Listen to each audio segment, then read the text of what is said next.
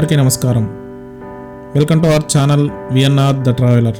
ఈరోజు మనం తెలంగాణలో అతి పురాతనమైన దేవాలయాల్లో ఒకటైన శ్రీ పచ్చల సోమేశ్వరాలయం, ఇది నల్గొండ పట్టణానికి 6 కిలోమీటర్ల దూరంలో ఉన్న ఈ క్షేత్రం గురించి ఈరోజు మనం మన ఛానల్లో చూద్దాం. మరి ఈ వీడియోను లైక్ చేయండి, షేర్ చేయండి, కామెంట్ చేయండి. మీ సలహాలు ఏమైనా ఉంటే కామెంట్స్ రూపంలో తెలియజేయండి. అలాగే ఇంకా అద్భుతమైన దేవాలయాలు మీ ముందుకు తెచ్చే ప్రయత్నం చేస్తాం. ఛానల్ని తప్పకుండా సబ్స్క్రైబ్ చేసుకోండి. ఈ పచ్చల సోమేశ్వరాలయం చేరుకోవడానికి మనం హైదరాబాద్ నుంచి సుమారు 100 కిలోమీటర్ల దూరంలో ఉన్న నల్గొండ పట్టణానికి బస్సు గుండా చేరుకొని అక్కడి నుంచి ఆటోల్లో కానీ లేదంటే ప్రైవేట్ వెహికల్స్లో కానీ మనం ఈ పచ్చల సోమేశ్వరాలయం చేరుకోవచ్చు. ఇది 6 కిలోమీటర్ల దూరం ఉంటుంది. అలాగే హైదరాబాద్ నుంచి సొంత వాహనాల్లో వచ్చేవాళ్ళు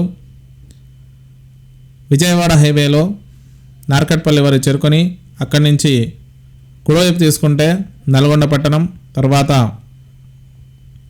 అక్కడ నల్గొండ బైపాస్లో పానగల్లుకు వెళ్ళే మార్గం ఉంటుంది. ఆ మార్గంలోనే ఈ పచ్చల సోమేశ్వరాలయం ఉంటుంది. నల్గొండ పట్టణం పక్కనే ఉన్న పానగల్లును సుమారు 1000 సంవత్సరాల క్రితం 1000 క్రీస్తు శకం 1040 నుంచి 1290 సంవత్సరం వరకు కుందూరు చోళులు ఈ సామంతులుగా ఉండి, మరి కాకతీయులకు చాళుక్యులకు సామంతులుగా ఉండి ఇక్కడ రాజ్యాన్ని పరిపాలించారు. వాళ్ళు నిర్మించిన ఈ అతి పురాతన దేవాలయం శ్రీ పచ్చల సోమేశ్వరాలయం. ఇక్కడ శివలింగం చుట్టూ కూడా పచ్చలతో పొదగబడి ఉండేది. కాలాంతరంలో దాడుల వల్ల ఆ పచ్చలు దొంగిలింపబడ్డాయి. అందుకే ప్రస్తుతం ఆ దేవాలయానికి పచ్చల సోమేశ్వరాలయం అని పేరు వచ్చింది. మరి ఇంత అద్భుతమైనటువంటి క్షేత్రం ఎన్నో దాడులను ఎదుర్కొని ఎంతో శల్యావస్థకు చేరుకుంది. ఈ దేవాలయం మొత్తం ఒకసారి మనం చూద్దాం. అత్యంత పురాతనమైనటువంటి దేవాలయాల్లో ఈ దేవాలయం చాలా విశిష్టమైంది. అలాగే ఎంతో అద్భుతమైనటువంటి శిల్పకళా నైపుణ్యం, అలాగే రామాయణ భారత భాగవతాలను ఒక్కొక్క స్తంభంలో ప్రధాన ఘట్టాలను చెక్కి మనందరికీ అందించినటువంటి కాకతీయుల కళా వైభవం అనేది మనకి ఇక్కడ కనిపిస్తుంది. ఇలాంటి మహాద్భుత క్షేత్రాలను, దేవాలయాలను మనం పరిరక్షించుకోవాలి. ఇక ఈ దేవాలయంలో ఇంకా విశిష్టతలను చూద్దాం. భారతదేశంలో అడుగడుగున అద్భుతాలే. ఇక మన తెలంగాణ ప్రాంతానికి చెప్పనక్కర్లేదు. తెలంగాణలో కానీ ఆంధ్రాలో కానీ అతి పురాతనమైన దేవాలయాలు ఎన్నో ఉన్నాయి. ఆంధ్రాలో పంచారామాలు, మన దగ్గర అయితే వేములవాడ, అలాగే బాసర, ఇంకా ఈ పచ్చల సోమేశ్వరాలయం, రామప్ప దేవాలయం, ఇలా ఎన్నో పురాతన దేవాలయాలు ఉన్నాయి.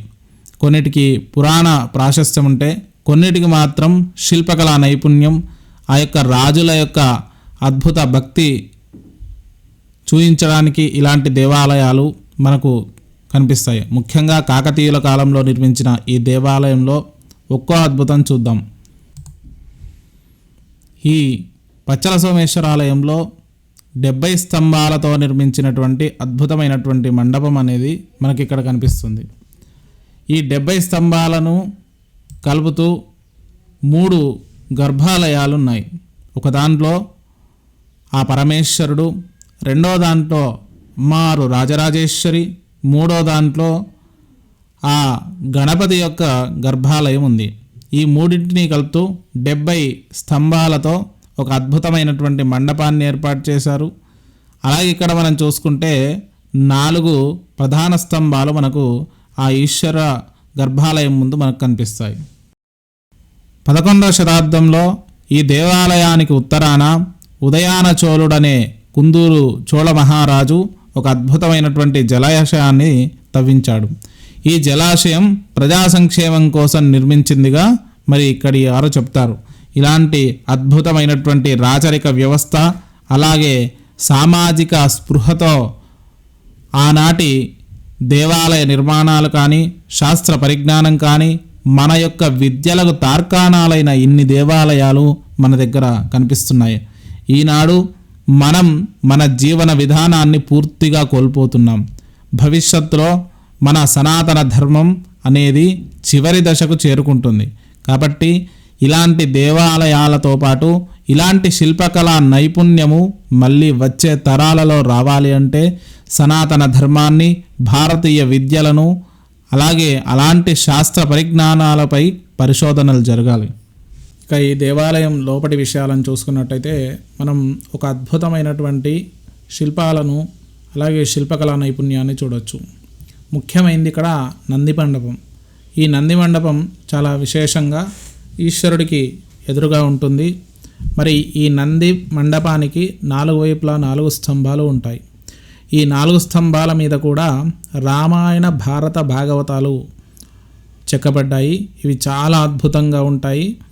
అలాగే ప్రతిదీ కూడా డీటెయిలింగ్ మనకు క్లియర్గా కనిపిస్తుంది. ప్రతి అంగుళం కూడా వదలకుండా మరి ఆనాటి శిల్పకారులు చెక్కారు. ఒకసారి ఇందులో చూడండి ఎంత అద్భుతమైనటువంటి ఈ శిల్పకళా నైపుణ్యం. మనకు 1000 సంవత్సరాల క్రితమే ఎటువంటి ఆధునిక టెక్నాలజీ లేకున్నప్పుడే ఇలాంటి అద్భుతమైనటువంటి నిర్మాణాలు జరిగాయి. అలాంటి అద్భుతమైనటువంటి నిర్మాణాల్లో ఈ పచ్చల సోమేశ్వర ఆలయం ఒకటి. ఇక్కడ ఒక స్తంభం పైన పూర్తిగా భాగవతంలోని ప్రధాన ఘట్టాలను చెక్కడం జరిగింది. ప్రధాన ఘట్టాలంటే క్షీరసాగర మదనం లాంటి ఘట్టాలను ఒక స్తంభం పైన, అలాగే ఇంకో స్తంభం పైన రామాయణం యొక్క అద్భుతమైనటువంటి విశేషాలను, ఆ వారధి దాటడం, ఆ రావణ వధ, ఇలాంటి కొన్ని ఘట్టాలను ఎంతో అద్భుతంగా ప్రతి మనిషికి అర్థమయ్యే రీతిలో ఈ శిల్పాలపై చెక్కడం జరిగింది. ఇక భారతంలోని ఘట్టాలను, ఇంకా ఆధ్యాత్మిక శైవక్షేత్రం కాబట్టి శివుడికి సంబంధించిన విషయాలను ఈ స్తంభాలపైన చెక్కడం జరిగింది. ఇలాంటి అద్భుతమైనటువంటి దేవాలయాలు మనకు అరుదుగా కనిపిస్తాయి. అయితే వీటికి గవర్నమెంట్ అండర్టేక్ చేసుకొని చేయడం మంచిదే, కానీ సామాన్యంగా ప్రతి మనిషి, మన దగ్గర పుట్టిన ప్రతి మనిషి కూడా ఇలాంటి దేవాలయాలకు వెళ్ళి వాటి యొక్క అభివృద్ధికి తోడ్పాటు పడాలి. ఈశ్వరుడు ఎక్కడో ఉండడు. మనమందరం అనుకుంటాం ఈశ్వరుడు ఎక్కడికో వెళ్ళి అక్కడ ఈశ్వరుడు అనుగ్రహం పొందుతామని. కానీ మన దగ్గర ఉన్నటువంటి పురాతనమైన దేవాలయాలను జీర్ణోద్ధరణ చేస్తే, ఒక్క దేవాలయాన్ని జీర్ణోద్ధరణ చేస్తే 1,000,000 జన్మల నుంచి చేసిన పాపం అనేది దహిస్తుంది అనేది మనకు ఆగమశాస్త్రాలు చెబుతున్నాయి. ఇలాంటి మహత్తరమైనటువంటి దేవాలయాలను మరి ఇంతే నిర్మాణ శైలితోటి ఎంతో శ్రమకోర్చి మళ్ళీ మనం పునరుద్ధరణ చేసుకుంటే మరొక 1000 ఏండ్లు దీని యొక్క గొప్పతనం అనేది భావితరాలకు తెలుస్తుంది. ఇలాంటి దేవాలయాలను మనం కాపాడుకోవాలి. ఇక్కడ ఒక్కొక్క శిల్పం చూస్తుంటే ఎంతో అద్భుతమైనటువంటి ఈ స్వరూపాలు, ఆ ఈశ్వరుడే ఇక్కడ నడియాడా అన్నట్టు ఎంతో అద్భుతంగా ఉంటుంది. మరి ప్రతి ఒక్కరూ ఈ దేవాలయాన్ని వచ్చి ఈ దేవాలయం యొక్క గొప్పతనాన్ని వీక్షించండి. మరి ఓం నమ శివాయ. శ్రీ శ్రీ శ్రీ పచ్చల సోమేశ్వర స్వామి దేవస్థానము. ఇది దాదాపు 1100వ శతాబ్దం నాటి 11వ శతాబ్దం దేవాలయము, 1100 సంవత్సరాలు. ఈ ఆలయం పేరు పచ్చల సోమేశ్వర స్వామి. ఈ స్వామివారికి ముందు భాగంలో ఆ రోజులలో పచ్చలు పొదగబడి ఉండేటివి. అందువల్ల స్వామివారికి పచ్చల సోమేశ్వర స్వామి అని పేరు. అలాగే పచ్చ శివలింగం కూడా స్టోను పచ్చతో తయారు చేసిన స్టోన్ ఉంటుంది. మనకు అభిషేకం చేసినప్పుడు ఆ పచ్చ అనే ధనం అనేది వస్తుంది. ఆ రోజులలో విద్యుత్ లేకపోయినా కానీ ఆ పచ్చల ద్వారా ఆలయం మొత్తం కూడా పచ్చ ప్రకాశించేదండి. దాదాపు ఇది ఆలయము మొత్తం కూడా 72 స్తంభాలతో కూడుకున్న ఆలయము. ఈ 72 స్తంభాల్లో ముందుగా ఆలయం ముందు భాగంలో 4 స్తంభాల మీద రామాయణ, మహాభారత, భాగవతాలు కథల రూపంలో చెక్కబడి ఉన్నాయి. అలాగే ఇది త్రికూటాలయము. పక్కన రాజరాజేశ్వరి అమ్మవారు, స్వామివారు పడుకున్నట్లయితే అమ్మవారు కూర్చొని ఉంటుంది. అలాగే ముందుగా గణపతి కూడా ఉంటుంది, గణపతి దేవాలయం కూడా. ఇది ఇక్కడికి చాలా ఉత్సవాలు జరుగుతుంటాయి. అలాగే మా కార్తీక మాసం మరియు మహాశివరాత్రిలో చాలా భక్తులు ఈ నల్గొండ జిల్లా నుంచి కాకుండా వివిధ ప్రాంతాల నుంచి, వివిధ రాష్ట్రాల నుంచి కూడా ఇక్కడికి దర్శనం చేసుకోవడానికి వస్తుంటారు. అలాగే ఈ మామూలు రోజుల్లో కూడా హైదరాబాద్ నుండి, విజయవాడ నుంచి, వరంగల్ నుండి వచ్చి స్వామివారిని దర్శనం చేసుకొని వెళ్తుంటారు.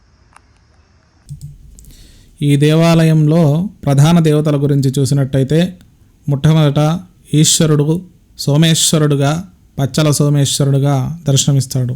ఒకప్పుడు ఈ స్వామివారికి పచ్చలు తొడగబడి ఉండేవి. వాటి కాంతి వల్ల ఈ గర్భాలయం అంతా కూడా ఆకుపచ్చ రంగులో మెరిసేది అని ఇక్కడ అర్చకులు చెప్తున్నారు. అలాగే తర్వాత అమ్మవారు దివ్యమైనటువంటి రాజరాజేశ్వరి స్వరూపంగా ఇక్కడ దర్శనమిస్తుంది. సాక్షాత్తు జగన్మాత అయినటువంటి రాజరాజేశ్వరి ఈ జగాలనన్నిటికీ కూడా రాజ్ఞిగా ఉండేటువంటి అమ్మవారిని దర్శించుకుని గణపతి దేవాలయం కూడా ఉంది. మొట్టమొదటైతే గణపతి దర్శనం చేసుకోవాలి, తర్వాత ఈశ్వరుడు అమ్మవారు. ఈ త్రికూటాలయం మరి కాకతీయుల నిర్మాణ శైలి, చోళులు చాళుక్యుల నిర్మాణ శైలి అనేది మనకు ఇక్కడ కనిపిస్తుంది. ఇక ఈ పచ్చల సోమేశ్వరాలయం పక్కనే మ్యూజియం ఉంటుంది.